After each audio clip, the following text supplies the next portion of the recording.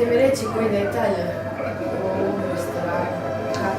Dakle, ovo je restoran primošten u nekakvoj bližem užu centra jezgre grada Zagreba, takozvano Cvjetno naselje. Restoran ima 40 godina svoju tradiciju. Terminalno se bavi, znači, etologijom ribe i to bi pravilno. Šta je evo vas?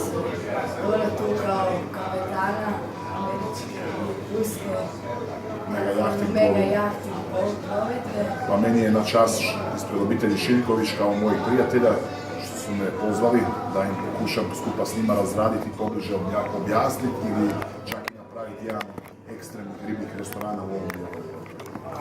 Sigurno je ekstremano, kada vidimo koliko toga imate u ponudi, što ste sve nabrojili, što vas se god pita znate. Apsolutno, terminologiju kompletno svi moraju znati i drage volje ćemo uputiti svakoga i objasniti mu kako treba izgledati vrhunski kvalificirani ribni restoran. Da ne brkamo pojma ribni restoran, visoke mediteranske strukture. Doista, sve što smo čovjeka pitali, rekao nam je odgovor.